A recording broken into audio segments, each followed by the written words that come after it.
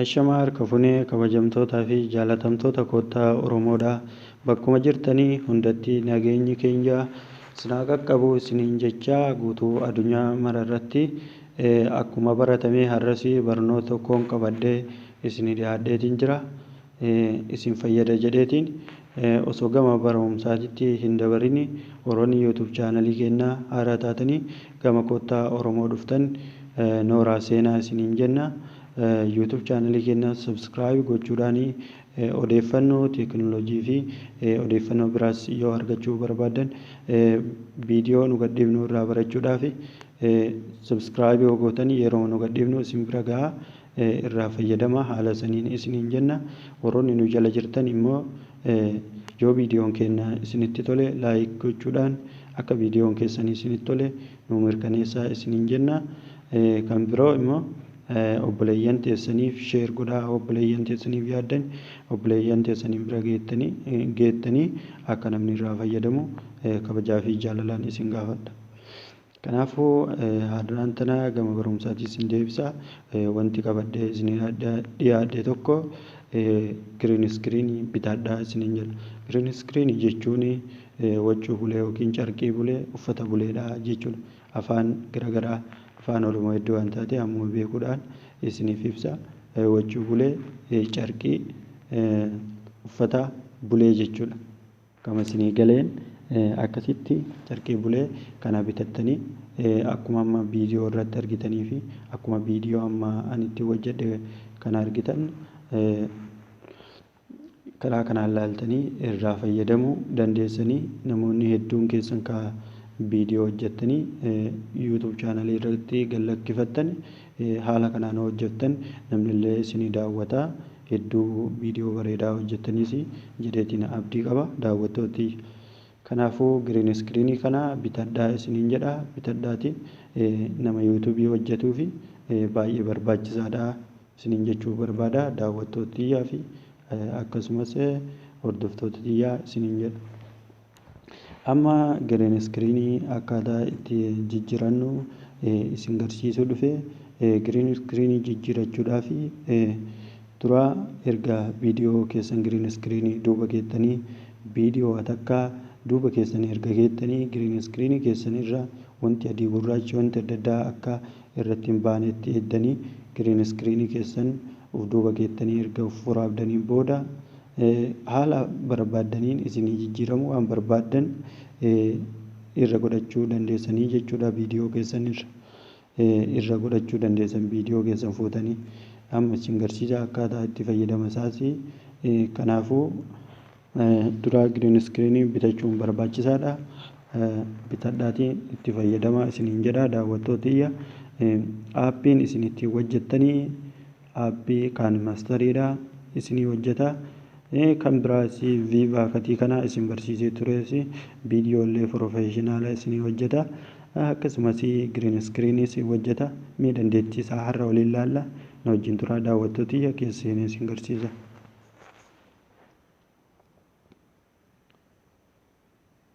Haala fayyadama aappicha kana isin barsiiseetiin jira. Warroonni haala akkaataa itti fayyadama aappii kanaan beekne viidiyoo kiyyaa kan duraan gadhiisee irraa barachuu ni dandeessan. Yeroo akkasitti kireet jennuun as nu geessaa kana filadhaa jechuudha. Mee kana filadheera. Neeksteedhaan erga neekst jennee gamana dhufneetiin jira. Amma green screen asirra hidhachuudhaaf green screen jechuun viidiyoo keessan kan isin hojjettan asirra fuunee jijjiiruudhaaf iddoo kitaaba sadii fakkaatu tana walirratti tuulameeru fakkaatu kana irra dhukaastan overlay iddoo jettu tana irratti. Okay. Isa tokkoof erga dhukaaftanii gamana isin geessifti. Amma galarii keessaa filadhee waan taateef galarii keessaa jedhaa imeejii keessaa fudhadhuu suuraa barbaada. Okay. Erga fudhadhee amma dhufeetiin jira. Amma kana akkamiin bareechifne irra godhuu dandeenya?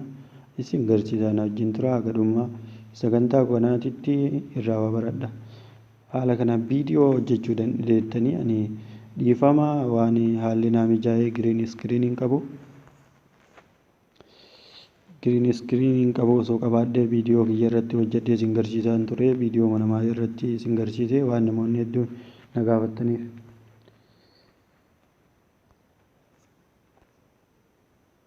Suuraan kun yaa dheeratee viidiyoodhaa walaa qixxaa'uudhaaf dirqama qabu. Akkasii amma viidiyoon keessanis yoo daqiiqaa meeqa amma kun daqiiqaa tokkoo fi sekondii 40 24 viidiyoon keessanii yoo walirra ilaaltanii haala kanaani. Anamma kana asirra fidee suuraa yookiin imeejii asirra fideetiin jira. Suuraa asirra waan fideefi isin footoo keessan osoo hin taane footoo fideera jechuudha.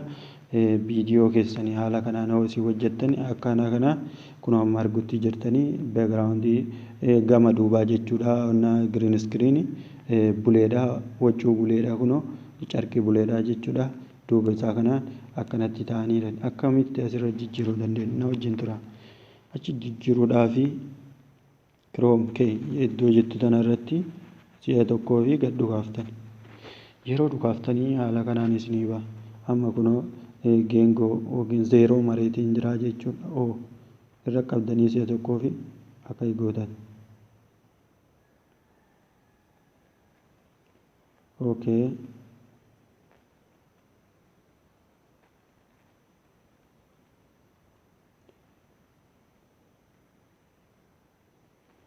Daawwattooti erga kaataniin booda 20 isinii ba'a. Lakkoofsa 20 kanarratti dhukaaftanii jechuudha. Erga dhukaaftanii adii wanta adii tanaa isinii baati akkana gootanii jechuudha.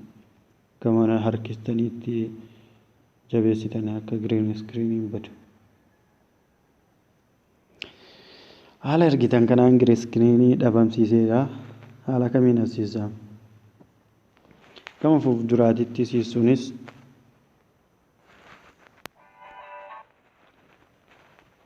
erga irra dhukaastanii haala kanaan as buuttan gama fuulduraatitti.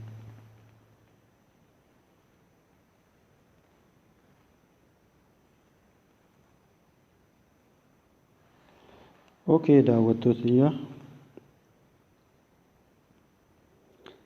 ammallee Chrome key irratti achuma deebinaa irraa diqqoo qannamnaa jechuudha. Irraa hirdhifna.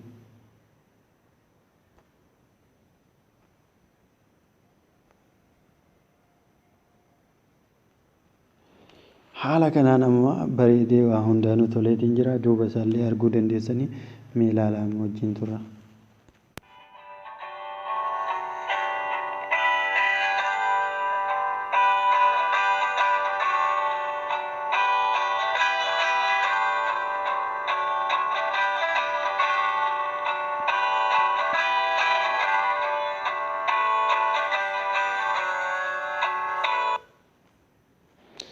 Daawwattoota haala kanaanii akkanatti hojjechuu dandeessanii kana amma ana hojjedhe kanarraa ilaaltanii ani isin garsiisuudhaaf waan taateef ana caalaa sirriitti hojjechuu dandeessanii erga argitanii haala kanaan itti fayyadamuu dandeessanii mee bifa isaas isin garsiisaa irraa jijjiire.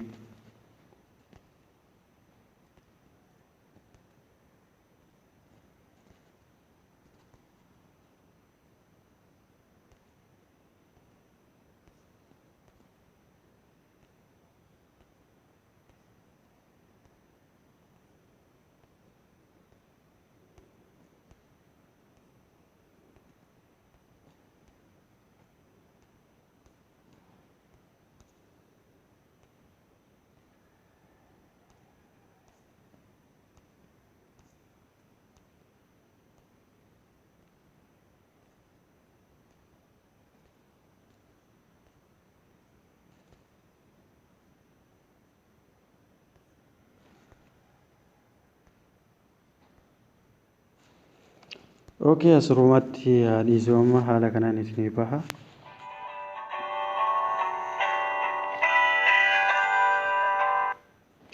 Amma osoo viidiyoo taatee kunoo haasawaatuma amma akka suuraadhaan mul'atu kanatti viidiyoodhaan haasaa adda addaa geggeessitanii nama hedduu taatanii akkanatti yuutuubii chaanalii keessaniifis hedduu bareedaadhaas nama isin hordofuu hedduu argattaniis haala kanaan itti fayyadamaa wanni isin hin galle hoo jiraate na gaafachuu dandeessanii akkasumas kan maastarii keessallee yoo seentanii giroom kee iddoo jettu tana irra dhukaastanii jijjiirachuu dandeessanii sunillee salphaadha. Giriin iskiriiniin duubaa kun hedduu barbaachisaadha isiniin jedha daawwattooti.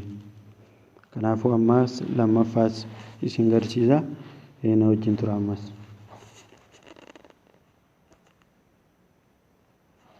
Okay, great ennaan ammas. Okay.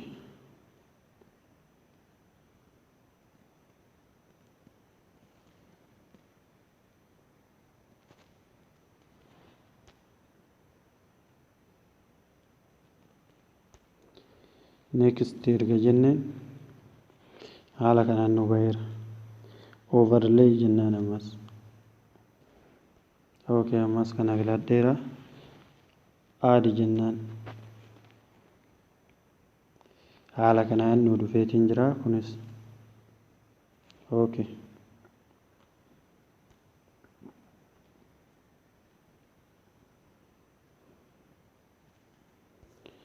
Erga dhufee daawwattoota dhiifamaa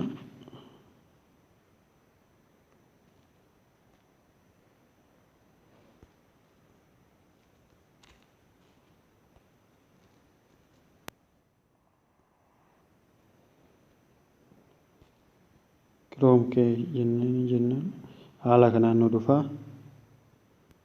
Okay. Amma haala kanaan jijjiirra jechuudha. Akkasitti jijjiirreedha otomaatikatti haala akkamii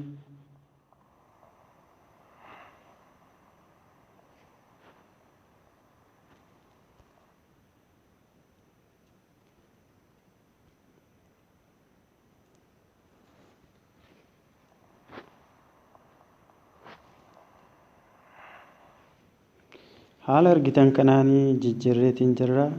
Akkuma argaa jirtan kana kun akkanuma jijjiiramuu danda'a. Waa hunda ijoo irra godhachuu dandeessanii daawwattootiyya yoo isinitti tole yaada keessanii fi gaafii qabdan qeeqa qabdanis yoo jiraate koomentii jalatti barreessaa gabbuufachuudhaan ekspoorti iddoo jettu tana irratti yoo dhukaaftani haala kanaan isinii baha. 400 kana irratti 480 kana irratti dhooftanii kan 720 kun irratti illee gabbuufachuu dandeessanii akkasitti gabbuufadha. Waan gabbuufachuu hin barbaannee fi isin garsiisuu barbaade malee waan biraatiif miti. Haala kanaan irraa fayyadamaa isiniin jedha daawwattootaa fi kabajamtoota koottaa Oromoodha. Akka isinitti tolu abdiin qaba. Haala kanaan itti fayyadama. Horaa bulaa.